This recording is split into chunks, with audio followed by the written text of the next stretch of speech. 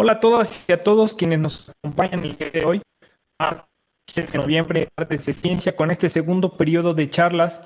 Tenemos el Facebook Sábados en la Ciencia. Les damos saludos afectuosos la doctora Gladys, quienes estaremos viendo las preguntas que nos vaya llegando desde el Facebook y desde esta sala virtual. Tengan apagados sus micrófonos y deben estar en rol. Participantes y con mucho gusto les demos, pueden utilizar el chat.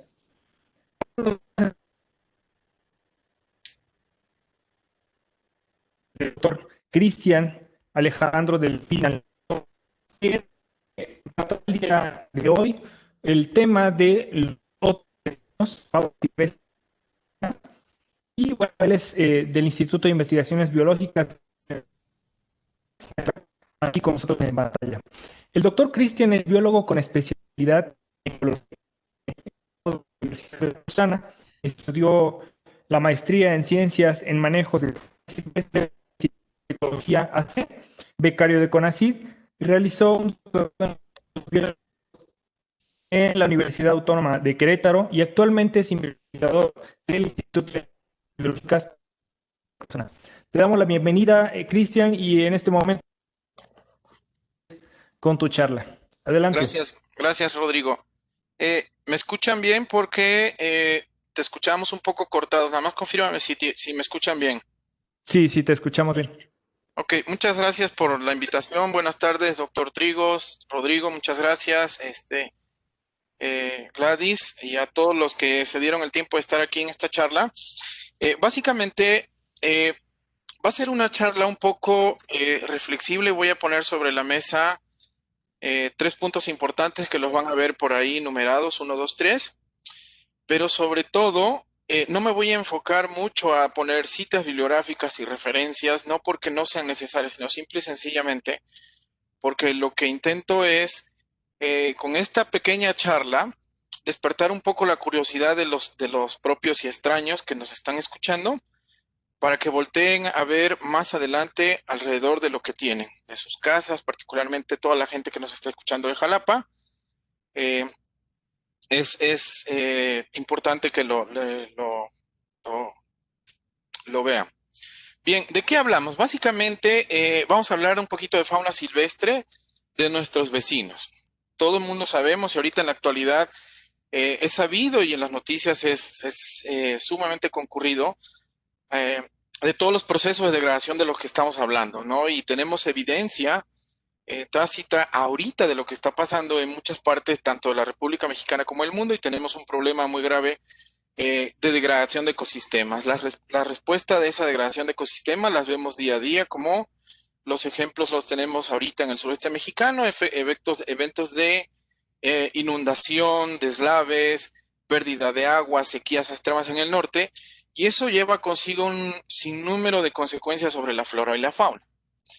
Bien, ¿de qué hablamos? Básicamente el crecimiento poblacional a nivel mundial, y ahorita vamos a ver una diapositiva con ciudades más grandes del mundo, su expansión básicamente sustituye ecosistemas que son súper necesarios para la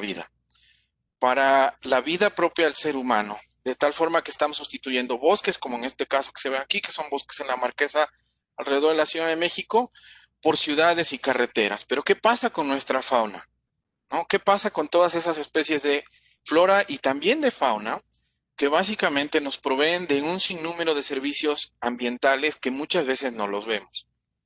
Nuestros vecinos no invasores. ¿Por qué nuestros vecinos no invasores? Simple y sencillamente porque ¿quién llegó primero? Y voy a hacer voy a utilizar la parábola de quién llegó el primero, si el huevo o la gallina. Pongámonos en contexto histórico. Hace aproximadamente 300 millones de años aparecen los primeros reptiles sobre la Tierra, ¿no? Y aproximadamente a los 205 millones de años aparecen los primeros mamíferos. Hace alrededor de 150 millones de años aparecen las primeras aves verdaderas. Y hace solamente 2.5 millones de años aparece el hombre. Entonces, ¿quién llegó primero? ¿No? Nuestros vecinos básicamente son toda la fauna que vive en esas áreas verdes en nuestros patios, que tenemos a los alrededores, que seguramente muchas veces las ven y en algunas ocasiones le infringen miedos, como las abejas, como en algún caso algunas serpientes, etcétera, ¿no? Sin embargo, día a día estamos viendo especies de fauna en nuestro jardín, en las áreas verdes, cuando salimos, bueno, ahorita ante esta pandemia resulta más complicado salir, pero sin duda, eh, eh, en algún momento de su vida, cuando andan en la calle, cuando van al parque, logran ver mucha fauna. Primero, el primer punto que quiero que lo tengan muy claro es, las ciudades actualmente han cobrado una gran relevancia en materia de conservación, dado que se prevé que para más o menos el 2030 solamente el 28% de la población mundial estará en zonas rurales. El 72% restante va a estar en ciudades.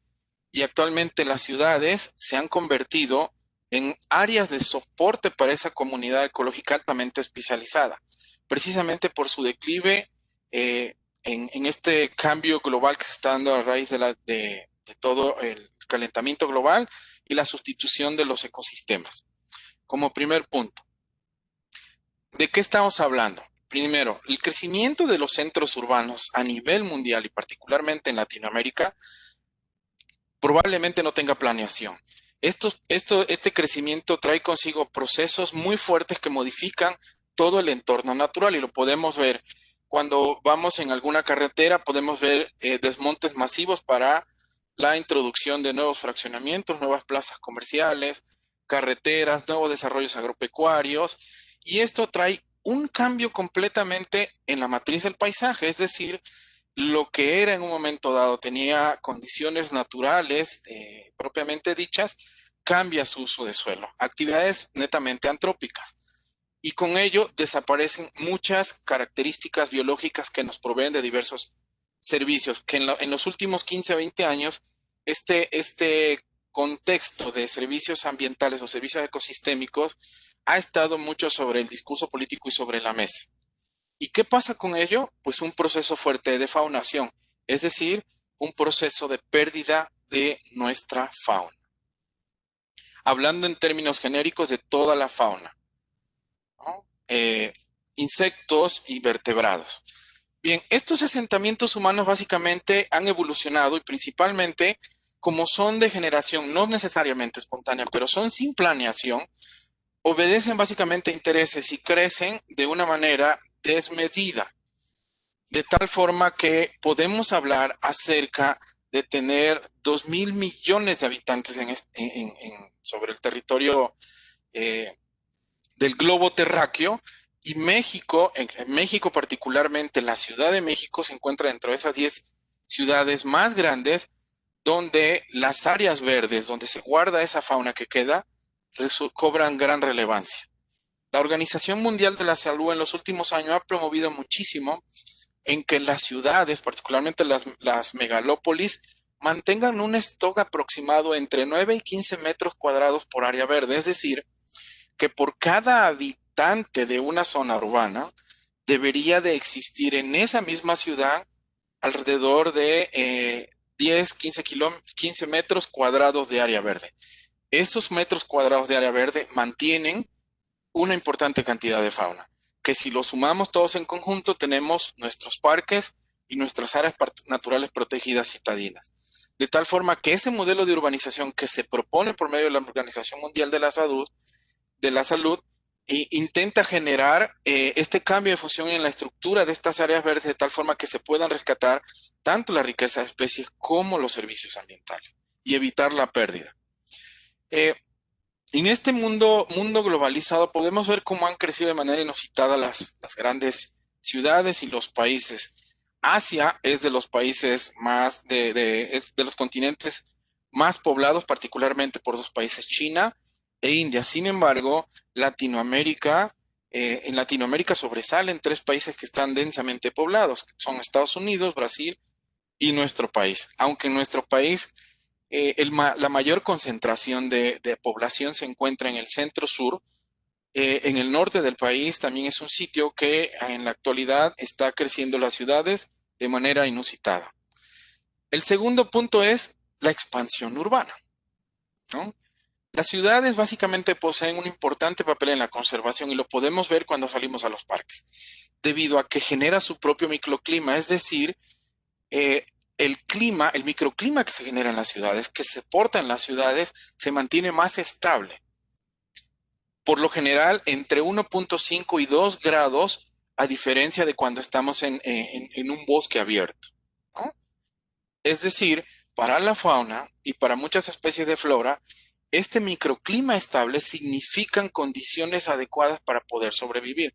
Recordemos que los tipos de vegetación, los bosques, son el resultado de la combinación de condiciones climatológicas y la orografía del terreno. Por ende, el clima eh, condiciona el establecimiento de especies de flora y fauna, ¿no? Entonces, ese microclima que se genera en las ciudades, particularmente en las ciudades consideradas como verdes, ciudades que mantienen un stock o áreas naturales protegidas o parques arbolados en su interior, mantienen un clima mucho más estable.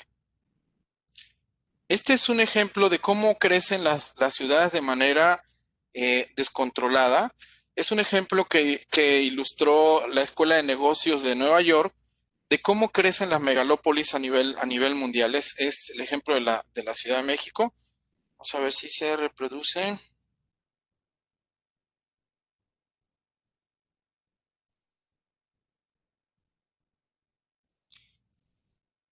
No se reproduce el video. Ah, aquí está. Quítale la pluma, Ya, ándale. ya. Bien, es la forma en cómo van creciendo las ciudades de manera sin planeación. Entre 1800 y 1830, por ejemplo, la Ciudad de México en realidad logró crecer muy poco. Sin embargo, en los últimos 50 años, a partir del siglo pasado, o sea, alrededor de 1950, el crecimiento de la Ciudad de México es un ejemplo de cómo crecen las ciudades. Tuvo una explosión demográfica, tanto en población como en la expansión de su frontera. Entonces, podrán ver que a raíz de la Revolución Mexicana se fue poblando mucho más la Ciudad de México y en 1950 al año 2000 la expansión fue una explosión. Entonces, de esta forma, crecen particularmente las ciudades en Latinoamérica, sin una planeación, sin un diseño particular que pueda ser sustentable a largo plazo. Sin embargo, hacia adentro de estas áreas, con frecuencia las políticas públicas logran mantener espacios naturales protegidos, parques, jardines, un sinnúmero de espacios que pueden servir como zonas de amortiguamiento a este cambio climático. Por ello, en la etiqueta de las famosas ciudades sustentables en los últimos años. Ejemplo de cómo sucede este proceso de fragmentación y este proceso de aislamiento. Tenemos un espacio, un área verde, por ejemplo, este es un río cerca de aquí de la capital de Jalapa, y solamente lo voy a utilizar como un ejemplo. Un río en cuyos alrededores mantiene algunas zonas de cultivo muy pequeñas, muy pocas, y y tiene unas zonas arboladas que todavía están prácticamente sin tocar. ¿Qué pasa cuando empieza a haber asentamientos humanos? Y este sucede, y este fenómeno se le conoce como el fenómeno del riel. Cuando en el siglo pasado iban introduciendo las vías del tren en muchas partes del mundo, y el ejemplo más claro que podemos tener en México es el tren que se metió en el norte, en Sonora. Conforme van metiendo las vías del tren, se van asentando ciudades alrededor de ella. Es un efecto que se prevé que pueda haber con la nueva introducción del Tren Maya en el sureste mexicano, pero esa es harina de otro costal. Entonces, al momento en que empieza a haber pequeños asentamientos, estos polígonos gris son asentamientos, como podríamos ver, empieza a haber desmontes masivos. Para conectar estos asentamientos, también la población introduce caminos que se convierten más adelante en carretera y sigue el crecimiento. Dadas las condiciones de los sitios, las personas pueden irse asentando alrededor de un río. Históricamente ya se ha comprobado que los pueblos originarios en todo el continente americano siempre se asentaban alrededor de los ríos, particularmente por la facilidad de obtener el recurso, alimento, agua y posteriormente agua para riego. Eso es como sucede. La ciudad crece de esta misma forma. Pensemos, este es un espacio que algún desarrollador compró, como cualquier parte de la ciudad. Pongámonos en el sureste de la ciudad de Jalapa, en el sur de la ciudad de Jalapa, o en cualquier parte de cualquier ciudad que se imaginen. En la Ciudad de México, pegado a la Jusco, hacia la zona del desierto de los Leones, por allá. ¿Cómo se va dando este proceso de colonización? Es un proceso muchas veces desmedido que atiende a otros intereses que básicamente son comerciales. Alguien compra un terreno, solicita el cambio de uso de suelo y empieza a haber introducción de espacios, caminos, fraccionamientos, y se empieza a fragmentar lo que sería el hábitat de la fauna. Lo que en un momento dado se le podría conocer como un hábitat pristino o adecuado para la fauna, para que ahí sobreviviera la diversidad y riqueza de especies que podríamos tener, empieza a verse impactado por la introducción de espacios de casa, habitación, desarrollos inmobiliarios, industrias, empresas, caminos, lo que sea. Y esto provoca aislamientos en estas áreas. Lo mismo sucede en las ciudades. Particularmente podemos ver en las ciudades que pocas veces o casi nunca las áreas verdes se encuentran conectadas entre sí. Lo que muchas veces logra conectar estas áreas verdes son los camellones en eh, ¿cómo se llama? En las avenidas. Un ejemplo, un problema muy grave que estamos teniendo es que este crecimiento de las ciudades, particularmente en el continente americano, está siendo empujado por el desarrollo de la industria, el desarrollo industrial, que fue muy fuerte en el siglo pasado, pero ahorita está viendo, bueno, ante esta pandemia no, pero había estado en los últimos 5 o 10 años teniendo una explosión. Bien, pero ¿de qué estamos hablando un poquito? De los ecosistemas para el bienestar humano. Estos ecosistemas, todo el conjunto de especies que conforman estos ecosistemas, flora, fauna, proveen de diversos servicios. Abastecimiento, regulación, apoyo, incluso servicios socioculturales. Y voy a hablar un poquito más a detalle de ellos en breve. Regulación, por ejemplo. ¿Qué nos imaginamos como regulación? Cuando nosotros perdemos un espacio verde, cuando nosotros perdemos una zona que es desmontada para introducir un fraccionamiento, un desarrollo industrial, lo que sea, estamos perdiendo espacios que pueden proveernos de un servicio muy importante, que es la regulación climatológica. Es decir, eh, la vegetación ayuda a regular ese clima que con frecuencia nos está quejando. Un ejemplo del que tenemos ahorita, y eso que Jalapa es de las ciudades que mantiene un stock de metros cuadrados por persona de área verde más grandes del país. En Jalapa en los últimos 10, 15 años ha habido un cambio muy gradual, perdón, ha habido un cambio bastante evidente en cuanto a la temperatura.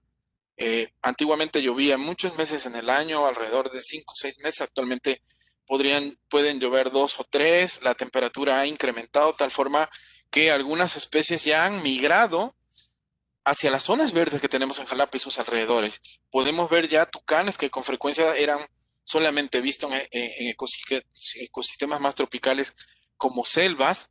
Podemos ver otras especies como algunos pericos, citácidos que han subido debido a que ha cambiado el clima.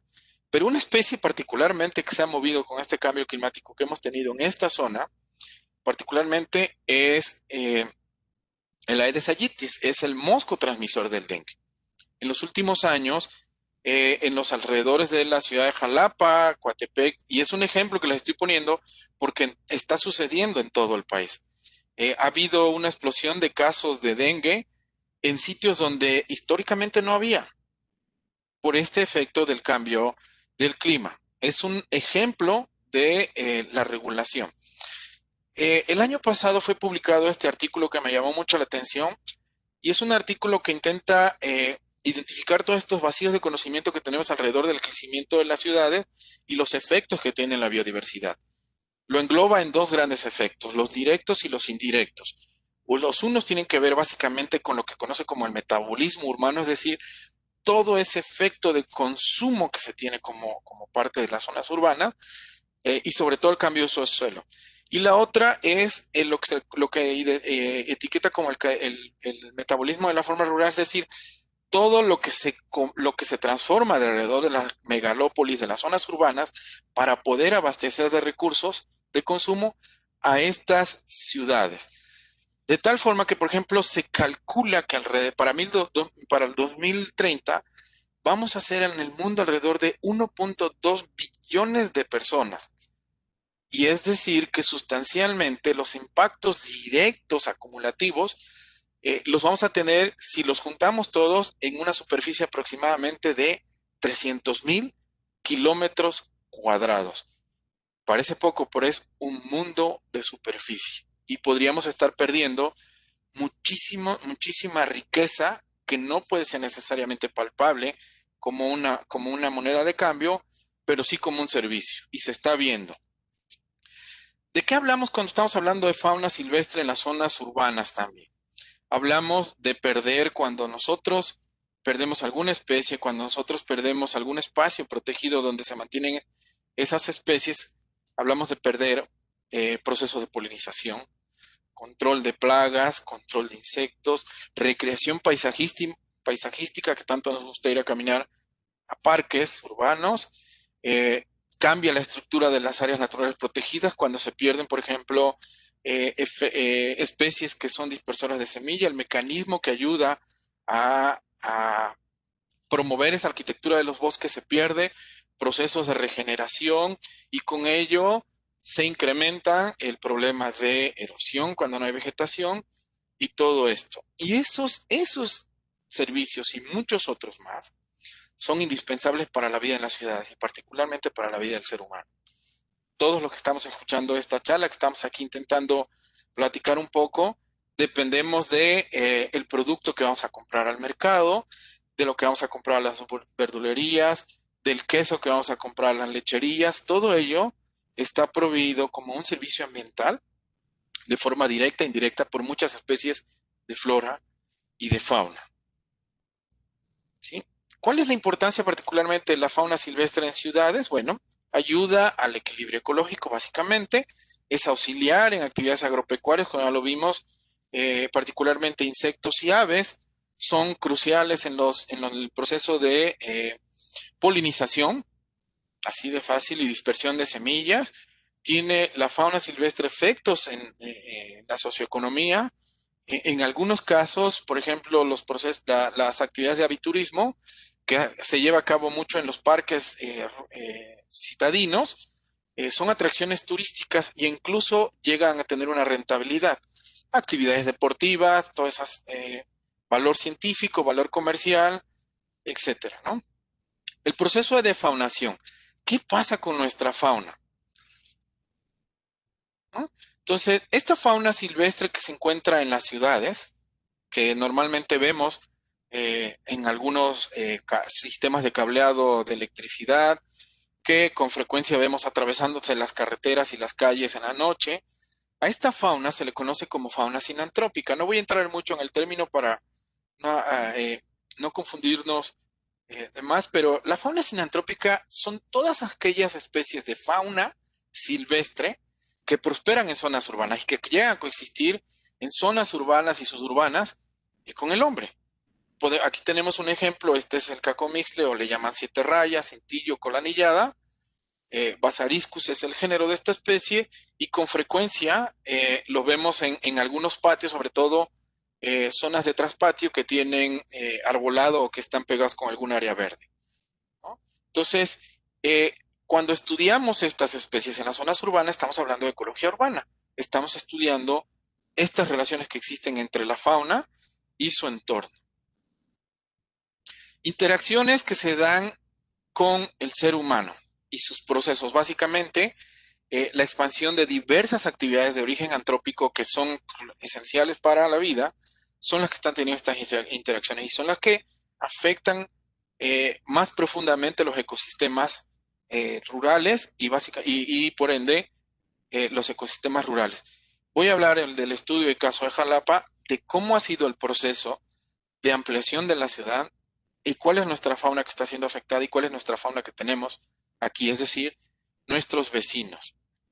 Entonces, lo que era la ciudad de Jalapa alrededor de 1870, alrededor de hace 150 años, pues era un pedacito de ciudad básicamente asentada alrededor de el cerro, ¿no?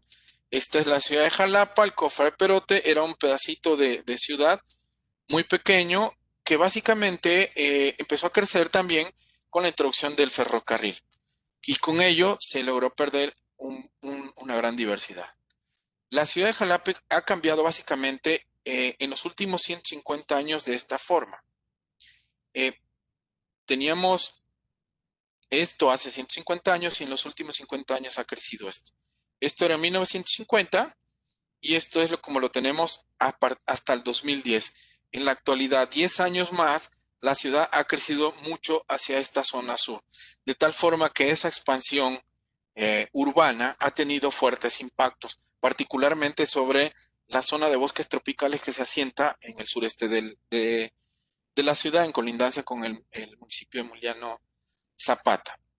En los últimos 60 años, el crecimiento de área de la ciudad de Jalapa ha venido alrededor de unas decenas de kilómetros a estar alrededor de ya de 100 kilómetros, de 60 kilómetros en crecimiento, particularmente en 50 años. Es muchísima superficie, 60 kilómetros cuadrados.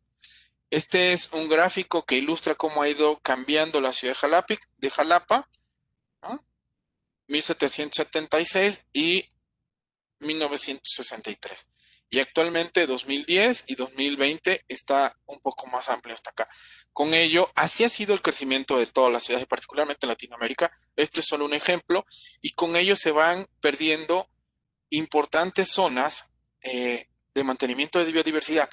Pero ¿qué pasa? Hacia adentro de esta zona urbana se quedan aisladas o pequeñas islas, zonas urbanas, zonas verdes urbanas, áreas verdes urbanas o espacios naturales protegidos dependiendo de su decreto y manejo.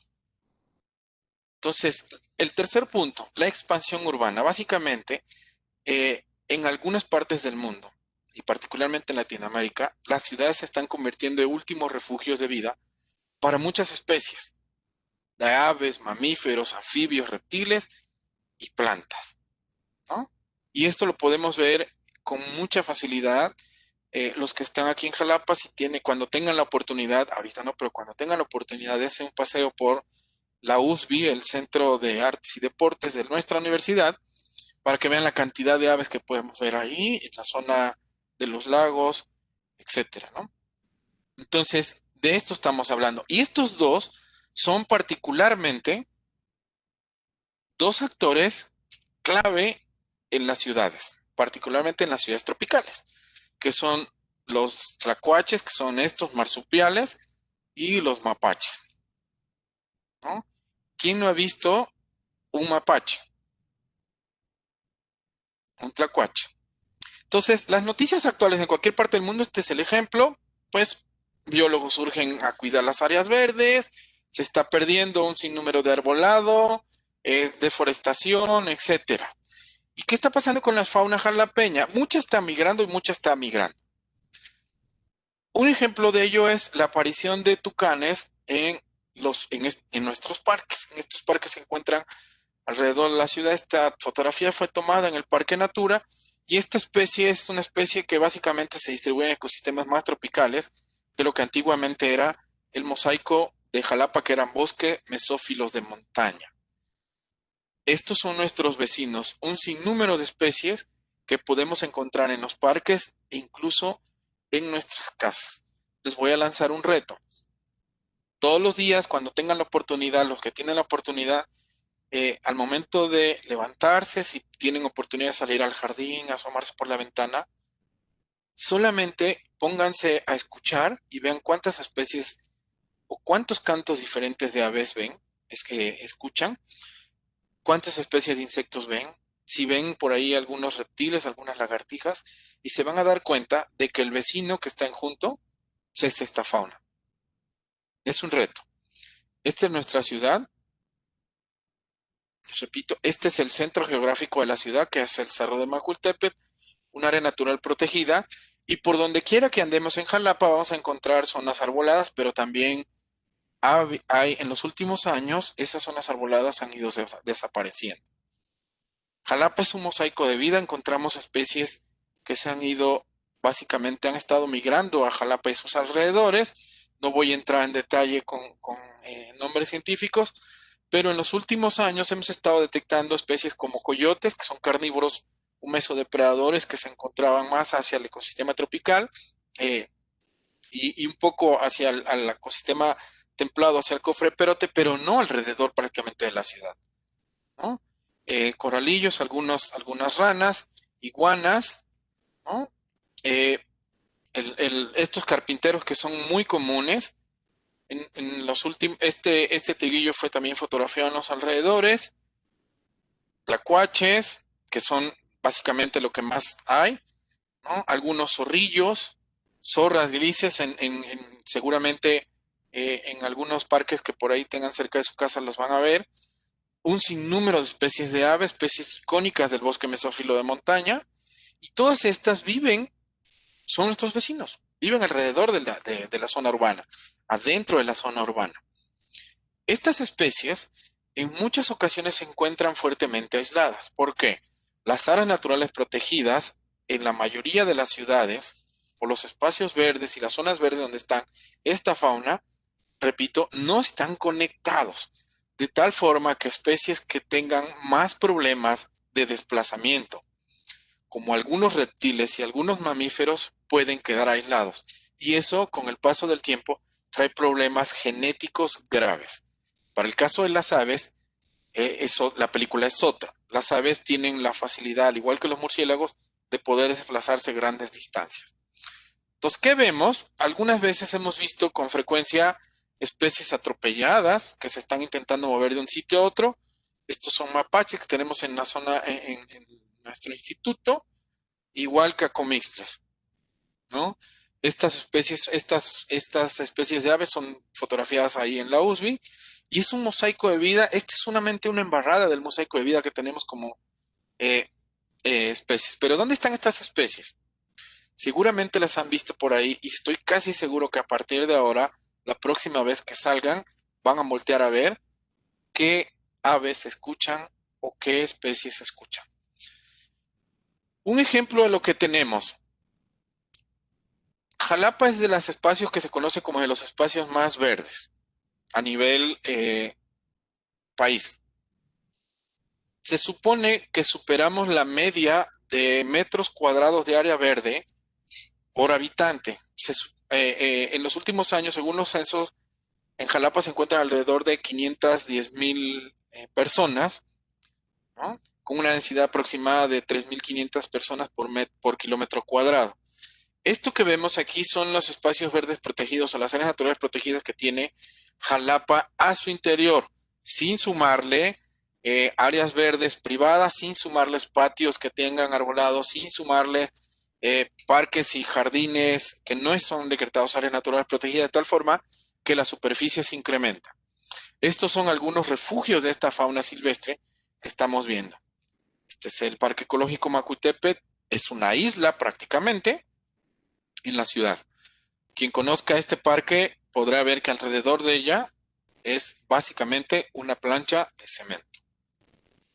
Este es el área natural protegida más grande que tenemos alrededor al interior de Jalapa, que es el Parque Natura Tejar Garnica, y está fragmentada en algunas ocasiones por fraccionamientos, carreteras, calles, desarrollos escolares y eh, plazas comerciales, etcétera.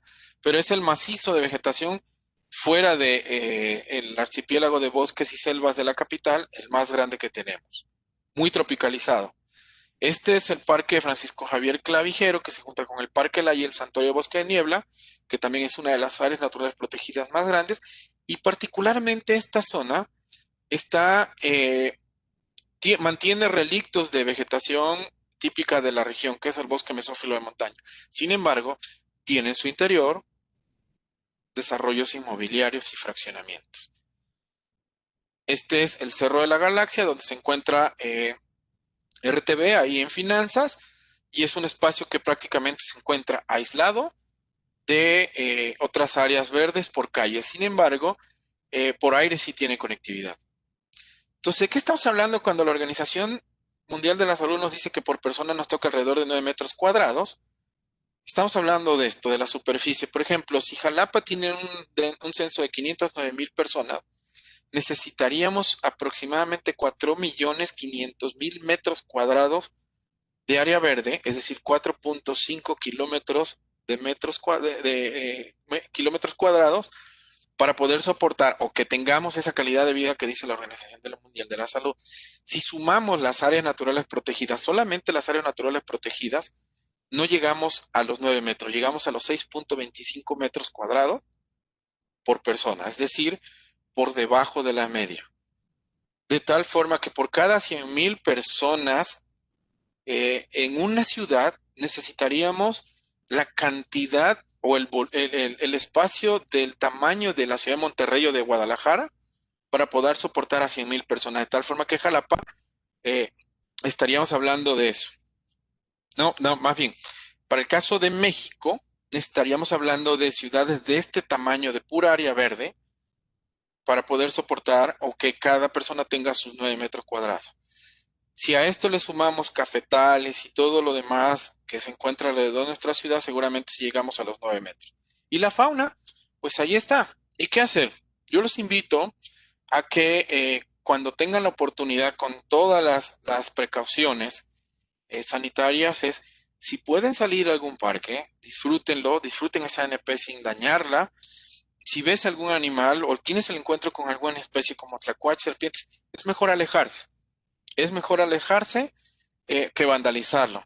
Y si localizas algún animal muerto, pues repórtalo a las autoridades. Actualmente la SEDEMA, el gobierno del estado a través de la SEDEMA está haciendo un esfuerzo por organizarse con ONGs para poder atender eventos de conflicto con fauna.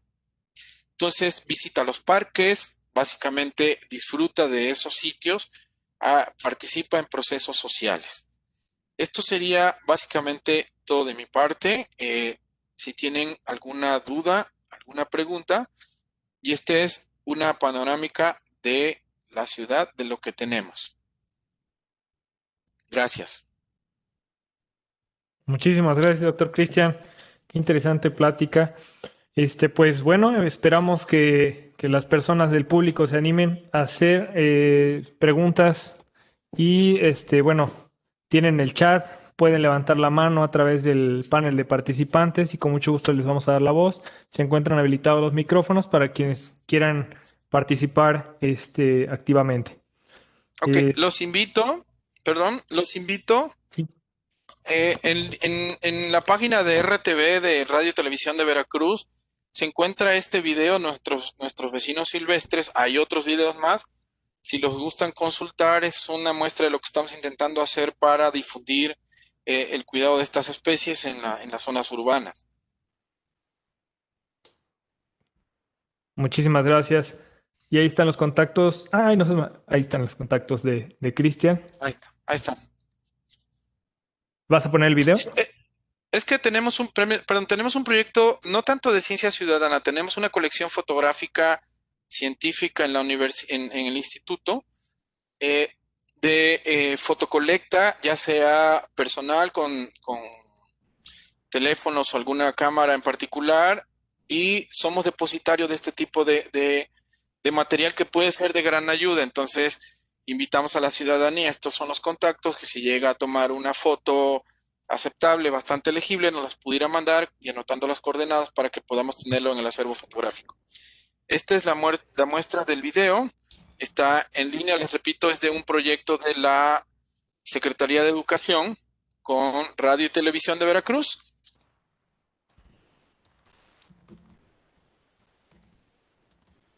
¿Se escucha el audio? Que no. Bueno, entonces es un ejemplo de lo que se está haciendo con las autoridades.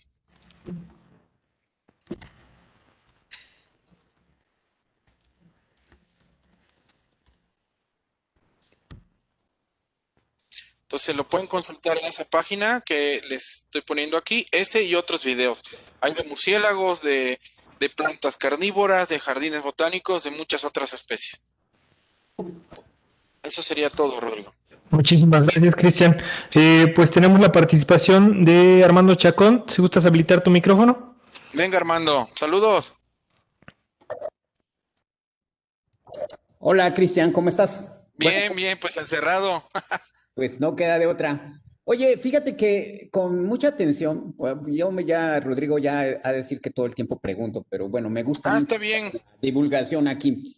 Fíjate que pensando en la reflexión de todos estos procesos que finalmente han condicionado la situación en la cual vivimos, Ujú, muy difícil discernir cuál sería como los componentes mucho más precisos que están promoviendo la movilidad de las especies, ¿no? Llámese todas las especies, desde insectos hasta mamíferos y, bueno, hasta ujú, virus, ¿no?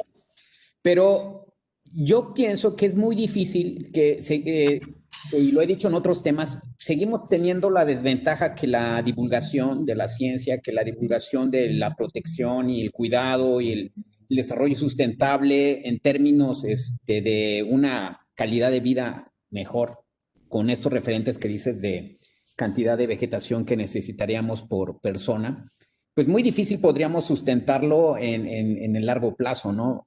La explosión demográfica me parece que es realmente incontrolable y eso creo que es un proceso social demográfico bastante fuerte porque va junto con la democracia, ¿no? En nuestra condición, pues la democracia es usted puede hacer lo que usted guste y es el talón de Aquiles, el talón de exactamente. Aquiles de todo lo que nos estamos padeciendo, ¿no? Porque la libertad, pues te promueve justamente esa falta de cuidado hacia el medio ambiente, esa falta de educación.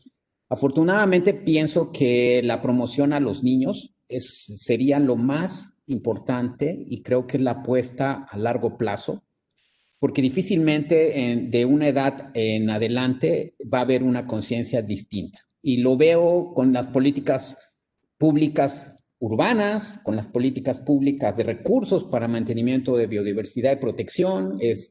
No entremos en la polémica, pero los recursos hacen que uno pueda tomar decisiones y influir sobre esos procesos de cambios necesarios, que son necesarios, no son algo que sea paliable, ¿no? Entonces sí me gustaría saber, con todo esto que te comenté, ¿cuáles tú crees que serían los puntos referentes importantes como para empezar a una escala muy local, después pasar a una escala regional y después a una escala nacional? Claro, en el hipotético de que las autoridades pertinentes y que corresponden al área estuvieran en la disponibilidad de poder ayudar, ¿no? Porque yo lo que veo, por ejemplo, ahorita la tragedia de Tabasco, Sí. y en la decisión política, tristemente, en dónde decides desfogar el agua, hacia este lado, hacia el otro. Ujú, A mí me parece que son realidades que nos van a seguir alcanzando en el tiempo, que van a ser cada vez más recurrentes porque desafortunadamente la población no va a dejar de tener esos privilegios de la democracia, ¿no? Reproducción cuando tú quieras, no hay una convergencia entre políticas de salud con las políticas ambientales, no hay una política de urbanización con ninguna de estas. Y Tabasco es hoy el centro de justo de eso, ¿no? Porque después de la inundación, pues viene el movimiento de muchas especies nativas y además exóticas, porque además estamos expuestos, que es todo un campo, pero después vienen todos los procesos de infección, que también son de especies nativas y exóticas, ¿no? Entonces, a mí sí me gustaría saber ¿cuál es tu postura y a dónde tú, como si tuvieras una postura de tomar decisiones, a dónde tú canalizarías la energía para realmente tener en 50 años, 30, si es que es posible, porque esto va desencadenado, un cambio que realmente sea un referente para tener una condición ambiental saludable o lo más cercano a lo saludable por no ponerle un calificativo a la saludable, porque en eso hay mucha diferencia, ¿no? Y hay quienes, tú lo sabes, pasan de ser completamente conservadores, o sea, conservar, no tocar. La otra es que la realidad es que tenemos que trabajar con lo que hay, que es ambientes perturbados, antrópicos, y ambientes que van a seguir siendo perturbados. No hay aquí en México, seguramente, y lo sabes, lugares pristinos, pues deben ser pocos, ¿no? Pero básicamente lo que pienso es que la ecología, el ambiente, lo sustentable va a ser sobre el manejo de ambientes antropizados, ¿no? Entonces sí me gustaría saber cuál es tu opinión con todo esto que te acabo de decir. Sí, Gracias, son, son muchas cosas. Bueno, en principio nosotros, incluso pues, tú estás involucrado en todo esto, como universidad le estamos apostando a la educación con los niños. La primera parte que me preguntaste, ¿no?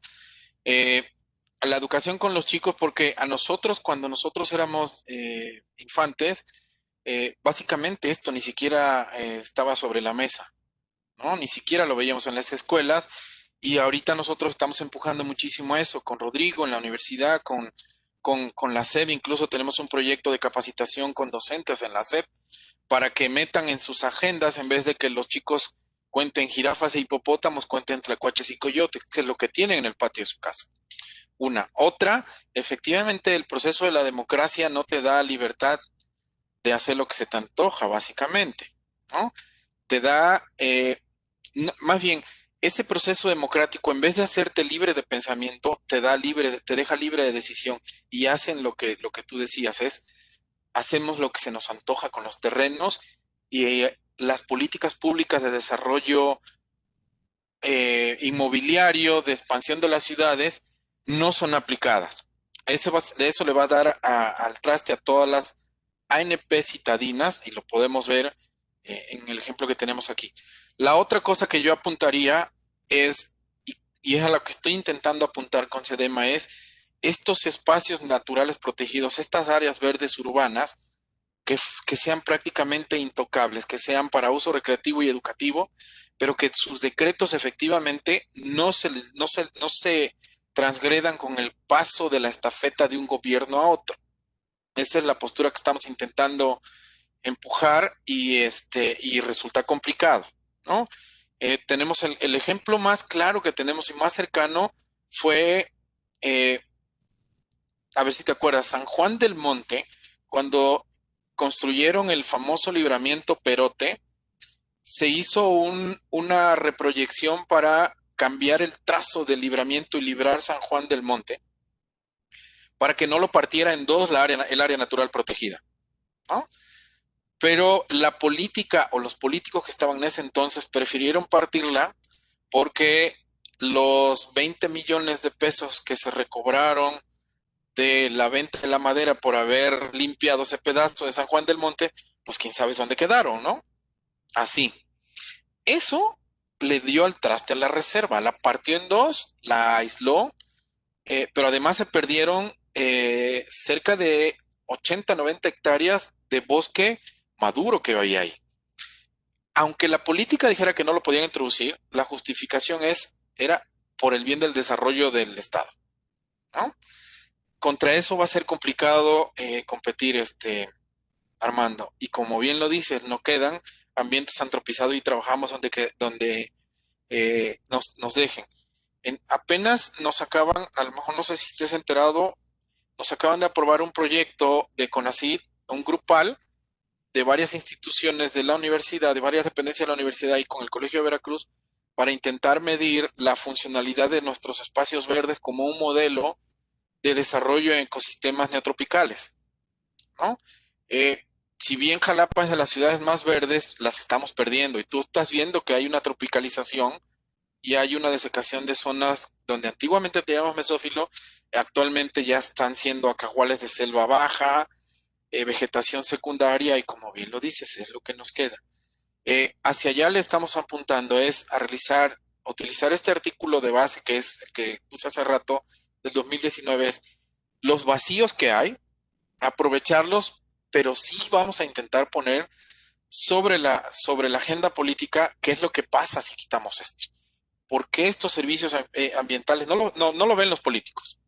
Honestamente no lo ven. De hecho, nuestros vecinos, no necesariamente la fauna, nuestros vecinos del lado de las casas, si no lo ven, o sea, ven a un animal y honestamente le hacen daño, lo vandalizan, porque les infiere temor, no les gustan, etcétera, y es contra lo que estamos intentando remar entre todos, y pues creo que todos los que estamos aquí, en mayor o menor medida, estamos aquí porque pues queremos apuntarle a eso, ¿no? Fueron muchas cosas las que me pusiste sobre la mesa, no sé si más o menos intenté contestarte. Esa es mi postura. Yo le apuesto no al no tocar necesariamente, pero hacer un mejor uso y un uso no necesariamente sustentable, sino un uso planeado. Pues sí, es un tema de mucha discusión y va a serlo durante muchos años, Cristian, porque aquí seguramente te pueden preguntar más específico.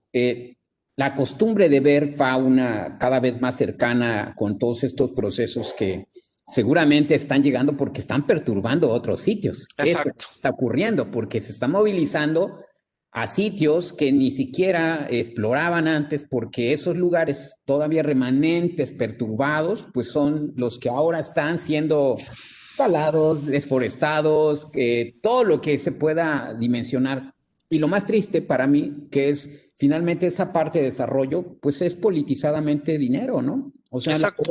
la pobreza es dinero que te hay que darle y a la gente, pues desde la visión social, pues es darle dinero para que resuelvas el problema, no importa que tengas que cortar 5 hectáreas de árboles para que tú tengas, por ejemplo, estos programas que realmente me parece son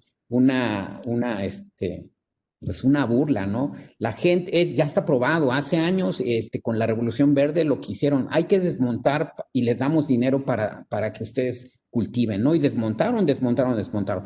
Ahora quieres tener un lugar productivo, pues vas a desmontar, quemas y resulta que la gente ve en el corto plazo un ingreso, pero en el largo plazo hay una afectación en la fauna, la flora que difícilmente vamos a recuperar esas áreas. Y yo creo que los esfuerzos políticos a nivel del gobierno son pocos. Yo realmente me sorprendo en el caso de Perote. No sé si ya ves qué has pasado.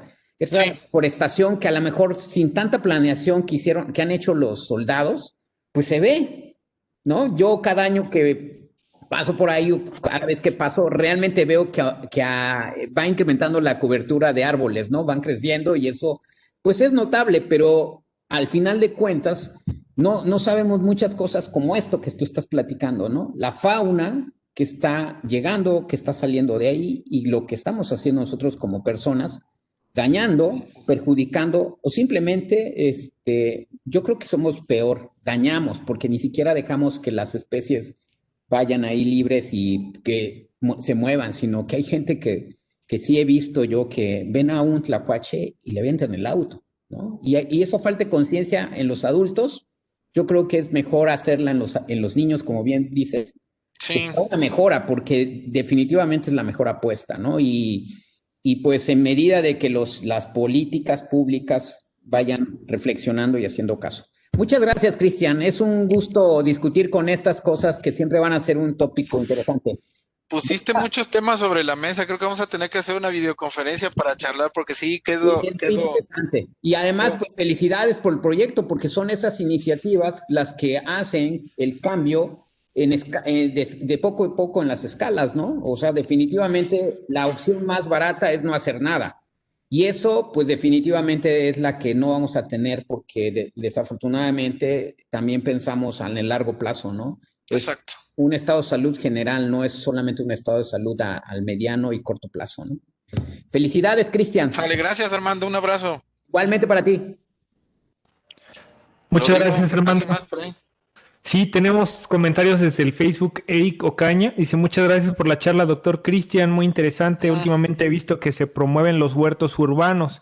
¿Qué efectos podría tener sobre la fauna como aves y murciélagos?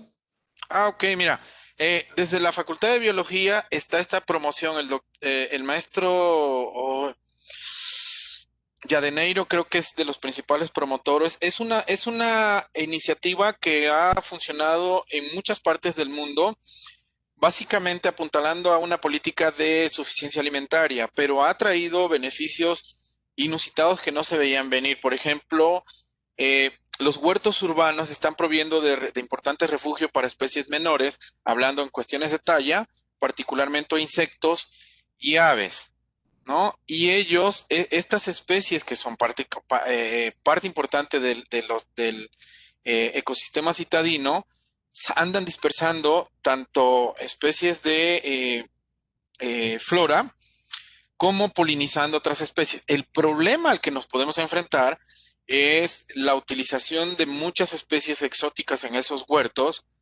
que son más adelante diseminadas.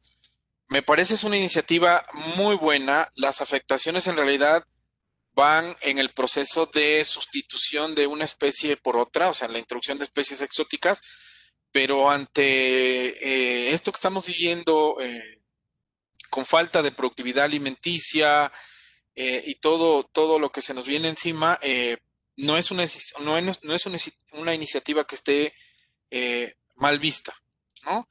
A lo que a lo mejor podríamos intentar apuntalarle es la recuperación de especies nativas, ¿no? Pero me parece que sí funciona bastante bien. Yo soy partícipe de ello, ¿no?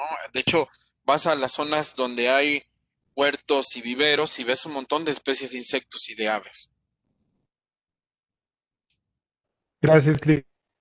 Tenemos también otro comentario de Laura Citlali Morales aquí en la sala virtual. Dice, muchas gracias, doctor Cristian. Ha sido muy reveladora su plática. No, Gracias, Laura. gracias. También tenemos desde el Facebook a Mirna Matus. Dice, excelente plática. ¿Qué se puede hacer para aumentar las áreas verdes cuando en casa no se tiene espacio para un jardín? ¿Servirían los techos verdes? Ok, bien. Es harina de otro costal el tema, pero me gusta. Bueno, sirven los techos verdes y también sirven mucho los jardines verticales. Algo en lo que ayudan a tener los jardines verticales es a regular la temperatura interna de las casas. Entonces, estas famosas tarimas que venden ahí a los alrededores de las carreteras, estas tarimas que en la actualidad se han puesto muy de moda para hacer eh, muebles de madera, como de material reciclado, son las que se colocan sobre las paredes, se atornillan y se utilizan incluso como huertos. Son jardines colgantes al igual que los techos, ayudan a regular la temperatura. Con eso estarías incrementando, estarías abonando con tus metros cuadrados y estarías ayudando a la oxigenación de tu casa, ¿no? Sin duda, ayuda muchísimo.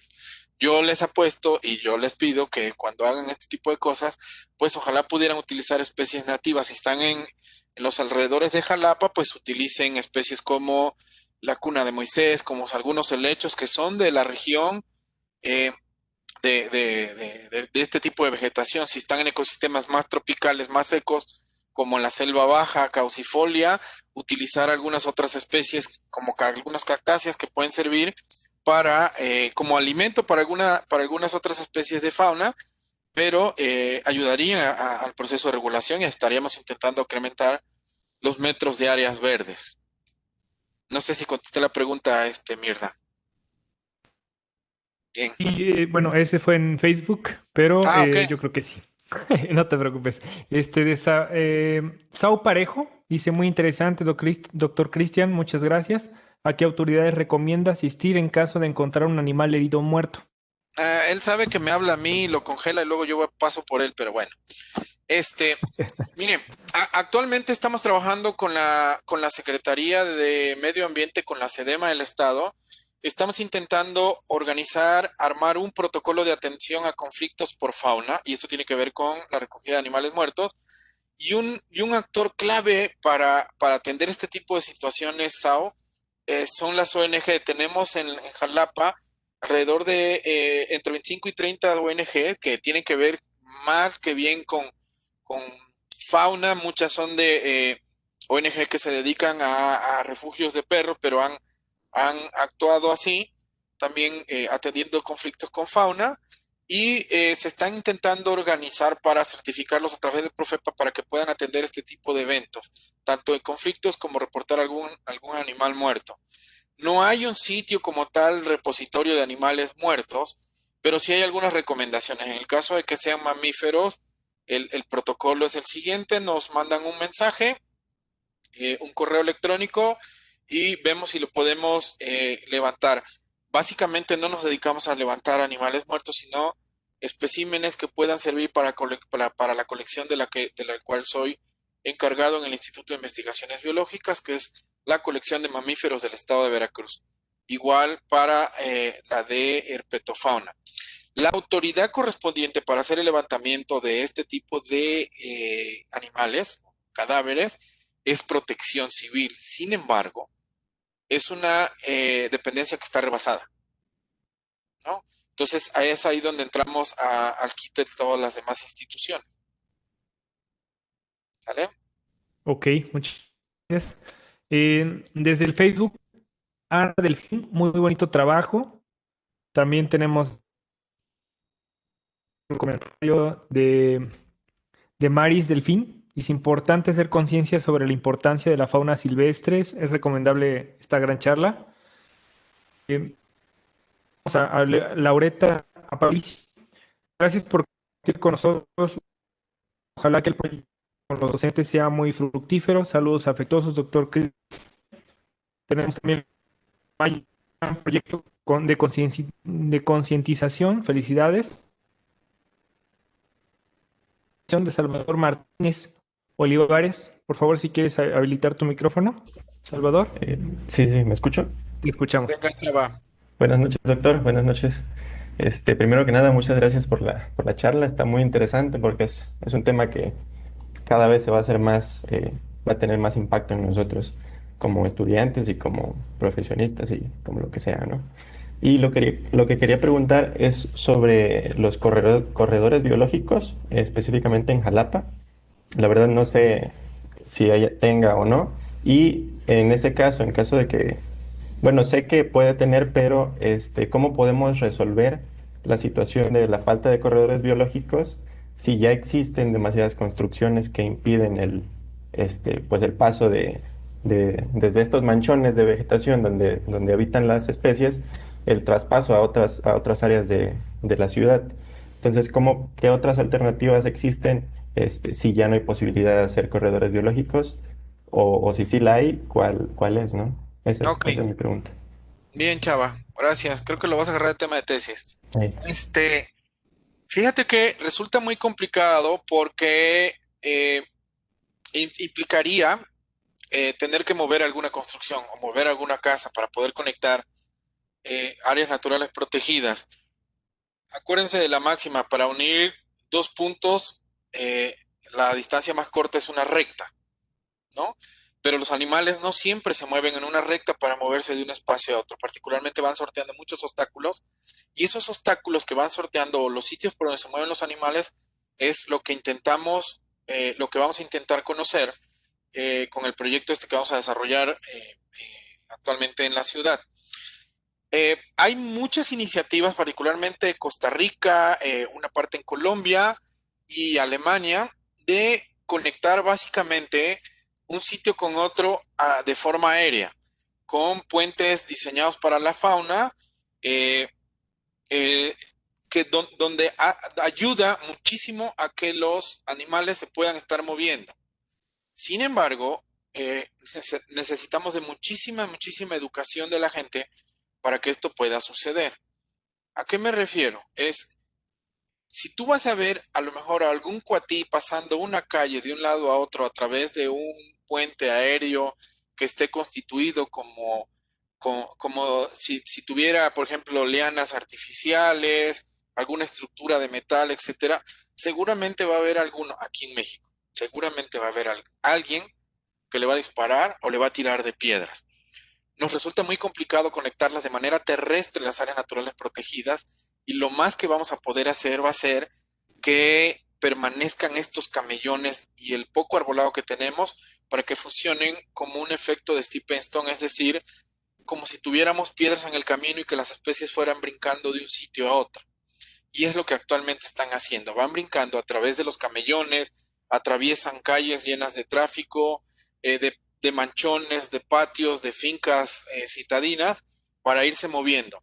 El caso más típico que tenemos es el de Parque Natura Garnica. Con frecuencia nos hablan para estar sacando particularmente a Tlacuache de las dependencias que están a los alrededores, y soltamos el Tlacuache en un lado y al otro día o 2, 3 días después agarramos el mismo Tlacuache en otro de los sitios. Y un sitio que está completamente aislado, entonces los animales se están moviendo y están sorteando muchísimos obstáculos. El otro problema que nos estamos enfrentando para conectar las áreas naturales protegidas es la cantidad de perros que tenemos callejeros. Actualmente en Jalapa tenemos ya grupos de perros que andan, entre comillas, se les puede decir, operando en algunas áreas naturales protegidas y hay un proceso de depredación por perros que no lo hemos podido medir, porque resulta también complicado trabajar en las ANPs aquí en la ciudad. Entonces, en resumen, alternativas hay muchas, que se aplican en México son pocas, y por eso vamos a intentar ver cómo se están conectando para ver qué podemos hacer y poder intentar conectar estas ANPs en un futuro próximo. No sé si contesté tu pregunta, Chava. Sí, doctor, le agradezco mucho. Gracias. Gracias, Salvador. Tenemos también otra intervención de Gerardo Abur. ¿Quieres abrir tu micrófono, por favor, Gerardo? Te escuchamos. ¿Qué tal? ¿Me Adel- escuchan? Adelante. Ok. Buenas tardes, doctor. Cristian, muchas gracias por su plática. Venga, Gerardo. Tengo una pregunta, es como más específica sobre un grupo de fauna, sobre los murciélagos. Bueno, mi pregunta es, ¿considera viable la implementación de cajas refugio en edificios de la ciudad, específicamente en los del centro? Eh, hay muchos, bueno, sé que hay seguidos reportes de que, bueno, van y se perchan los murciélagos, pero mi pregunta es si cree que sea viable o si puede ser contraproducente para los mismos individuos. Esto porque, bueno, generalmente lo que hacen es que llaman a expertos para que los muevan, ¿no? No, generalmente las personas que trabajan en estos edificios pues no quieren ni tocarlos, ¿no? Entonces, esa es mi pregunta.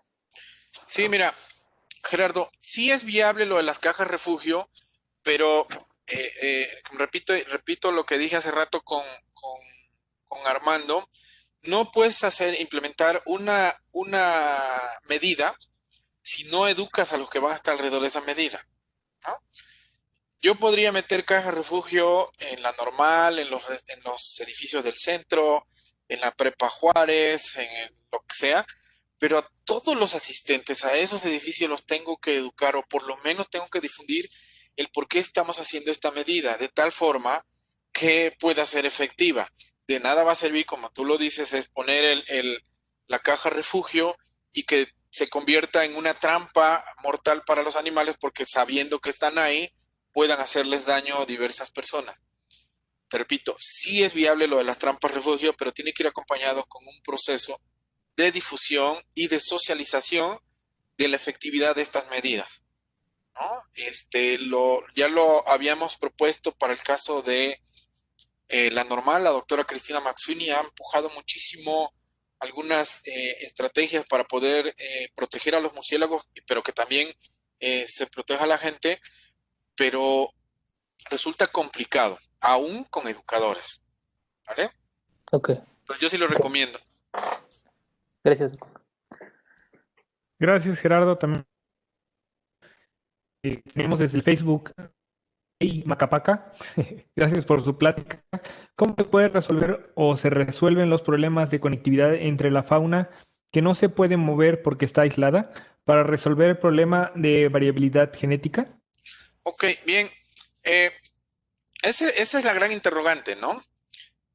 Los vamos a tener aislados genéticamente, particularmente a la fauna que tiene poca movilidad, poca variabilidad, y estamos hablando de especies no voladoras, tal vez como algunos roedores que se van a ir aislando, algunos mamíferos medianos que tengan el temor de moverse entre un sitio y otro.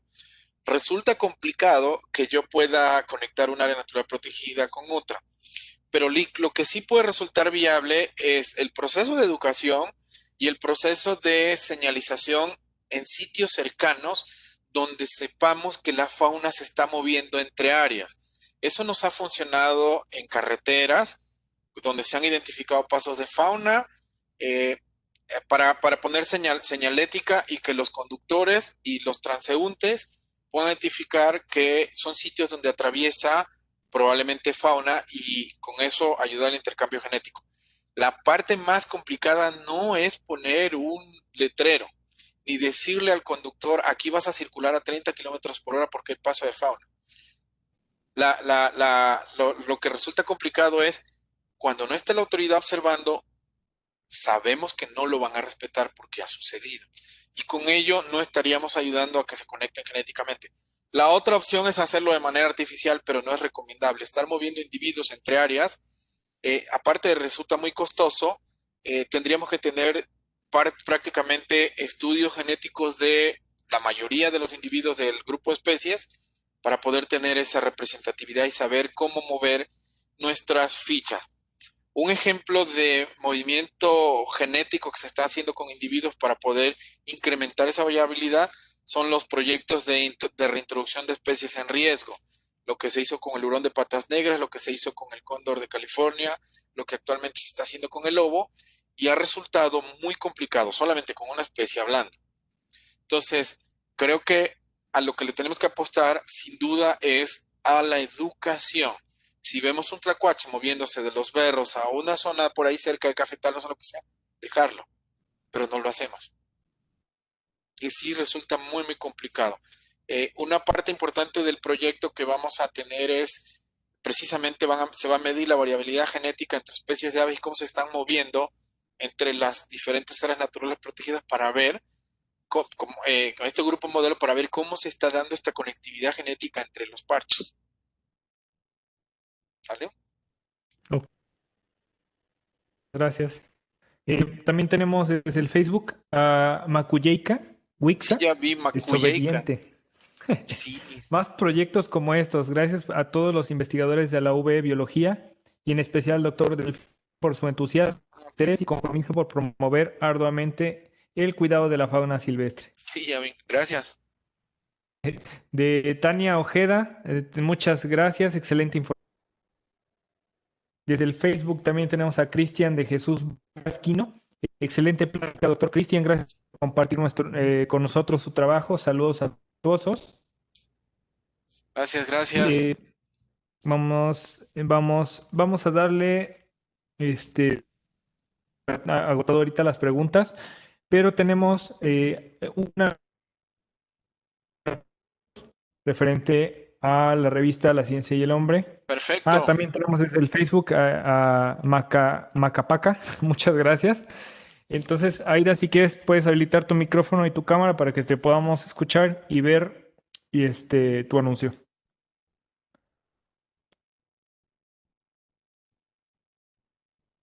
Vamos a esperarla.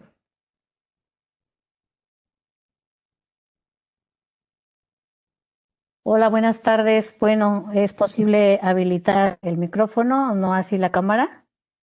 Ok, te escuchamos. Ok, pues bueno, yo felicitar también al doctor Gracias.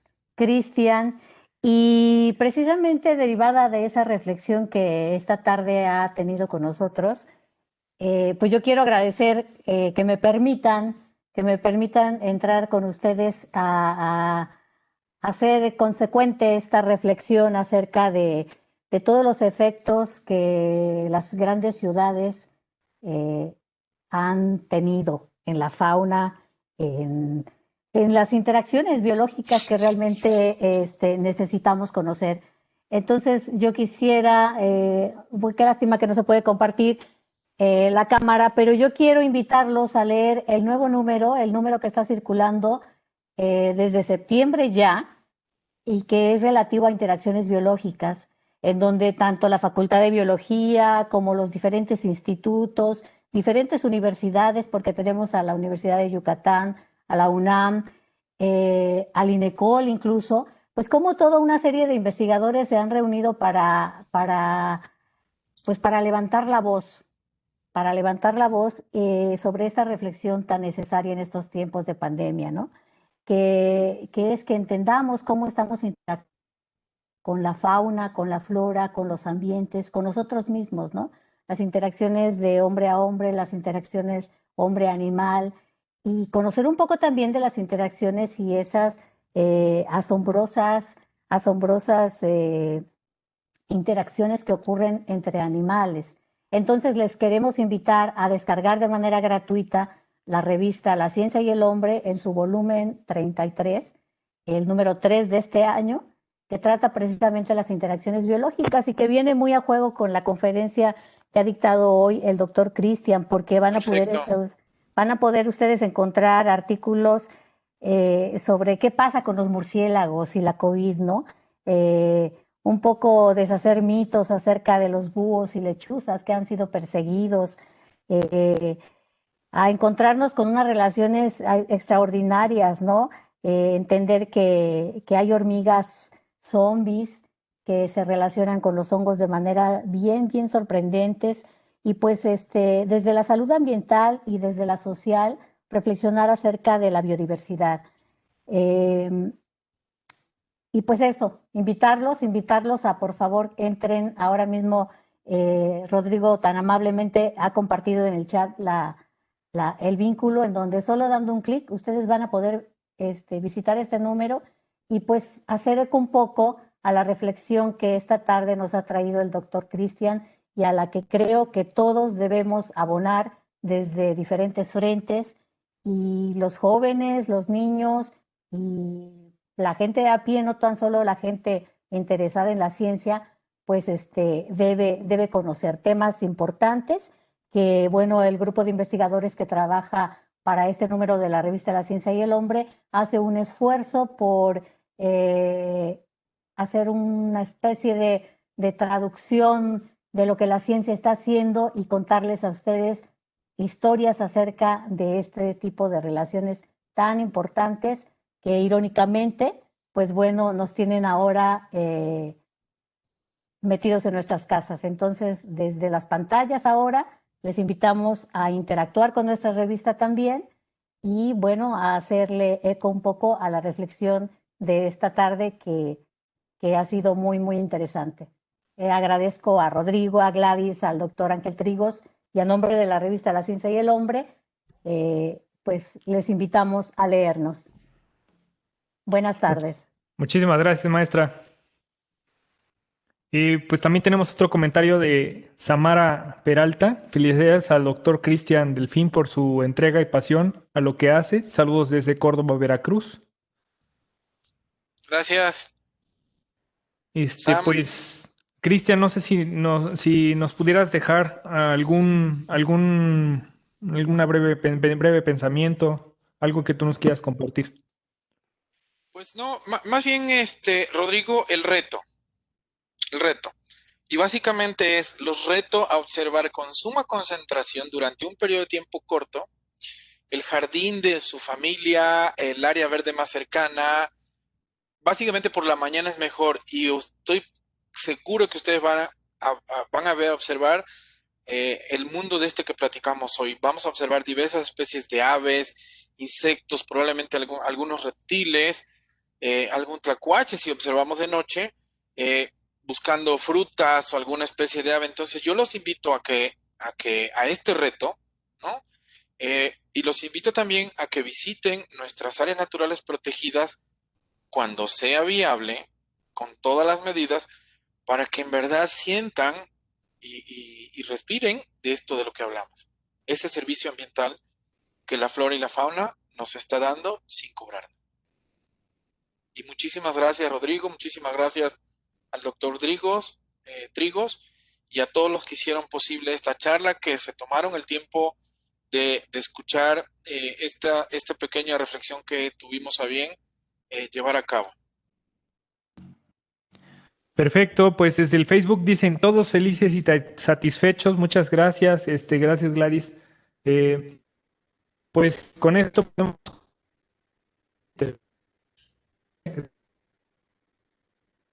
y muchas gracias por todos los comentarios. Antes